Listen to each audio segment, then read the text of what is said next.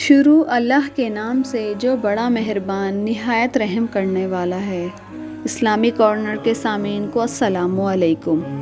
آج کی ویڈیو کا ٹاپک اللہ پر توکل۔ اللہ پر توکل کرنے کے لیے قرآن مجید میں 7 مرتبہ وَعَلَى اللَّهِ فَلْيَتَوَكَّلِ الْمُؤْمِنُونَ کا ذکر فرمایا ہے۔ اللہ پر توکل رکھنا ایمان کی سب سے بڑی نشانی ہے۔ کچھ نہ ہونے کے باوجود بھی یہ امید ہونا کہ اللہ سب کچھ کر دے گا، یہ اللہ پر توکل ہے، کیونکہ اللہ تعالیٰ فرماتا ہے کہ میرے ساتھ جیسا گمان کرو گے میں ویسا ہی آپ کے ساتھ رہوں گا۔ اچھا سوچو گے تو اچھا ہوگا، برا سوچو گے تو برا ہوگا۔ توکل لفظ وکل سے نکلا ہے، جس کے معنی خود کو سپرد کر دینا ہے۔ اس کا مطلب کہ ہم نے اپنی ذات کو اللہ تعالیٰ کے سپرد کر دیا ہے۔ اس قدر یقین ہونے سے آپ کی ہر مشکلیں اور پریشانیاں دور ہو جائیں گی۔ اس کی مثال کچھ اس طرح سمجھیں گے کہ اگر کوئی شیرخوار بچے کو کوئی اجنبی انسان اٹھائے تو وہ بچہ رونے لگ جاتا ہے، اور اسی شیرخوار بچے کو خود اس کا باپ اپنے ہاتھ میں لے اور چاہے اس کو ہوا میں بھی اچھالے تو وہ بچہ خوش ہو جاتا ہے۔ اس کو کہتے ہیں توکل۔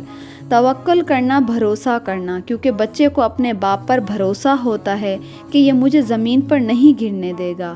توکل کے بارے میں ایک واقعہ اس طرح سے بیان کرتے ہیں کہ ایک عورت کہتی ہے کہ میرا خاوند ایک لمبی مدت سے گھر سے غائب تھا۔ میری ایک نوعمر بیٹی بھی تھی، جبکہ میرا ضعیف العمر باپ بھی ہمارے ساتھ ہی رہتا تھا۔ ہماری غربت مفلسی ایک انتہا کو تھی۔ اگر ہم ایک وقت کا کھانا کھاتے تو دوسرے وقت کا کھانا ہمیں میسر نہیں ہوتا تھا۔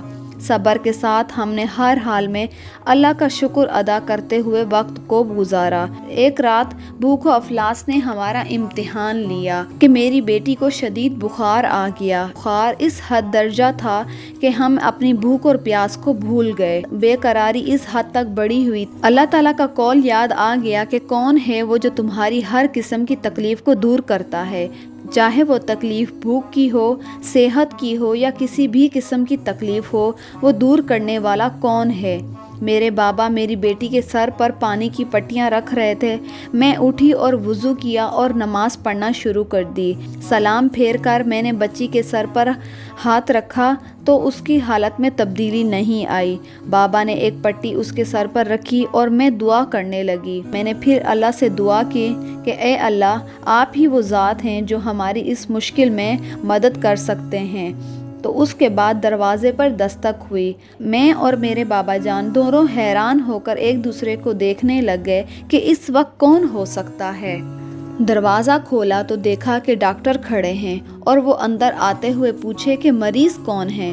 ہم نے بے اختیاری میں بچی کی طرف اشارہ کر دیا تو ڈاکٹر نے بچی کو دیکھا اور ایک نسخہ لکھ دیا اور بولا کہ یہ دوائی منگوا لیں۔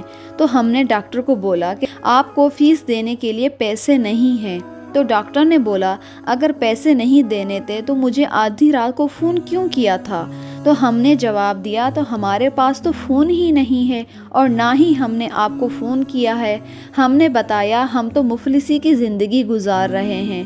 تو ڈاکٹر نے ایک اور نام بتایا کہ اس شخص کا فون آیا تھا۔ تو ہم نے کہا کہ وہ ہمارے پڑوسی ہیں، تو وہ خاموشی سے چلے گئے۔ کچھ دیر کے بعد پھر واپس آئے اور کہا کہ میں یہاں سے اس وقت تک نہیں جاؤں گا جب تک کہ آپ کی کہانی نہ سن لوں۔ تو ہم نے ساری بات بتائی۔ ہم تو اس حالت میں ہیں کہ بس اللہ پر توکل کر کے بیٹھے ہیں اور اللہ کو ہی یاد کرتے ہیں۔ تو وہ خاموشی سے چلا گیا۔ کچھ دیر کے بعد واپس لوٹا تو ان کے ہاتھ میں بچی کی دوائی اور رات کے لیے کھانا اور گھر کی ضروریات کی کچھ چیزیں تھیں، اور اس نے بولا کہ وہ ہماری اس وقت تک مدد کرتا رہے گا جب تک وہ زندہ ہے۔ میرے محترم بھائیوں، اللہ پر توکل کا نتیجہ یہ ہے کہ انسان کہیں بھی ہو، اس کے لیے اللہ کی مدد وہاں آ کر ہی رہتی ہے، اور یہی دعا ہے کہ اللہ تعالی ہمیں اپنے توکل کے ساتھ زندگی گزارنے کی توفیق عطا فرمائے۔ آمین۔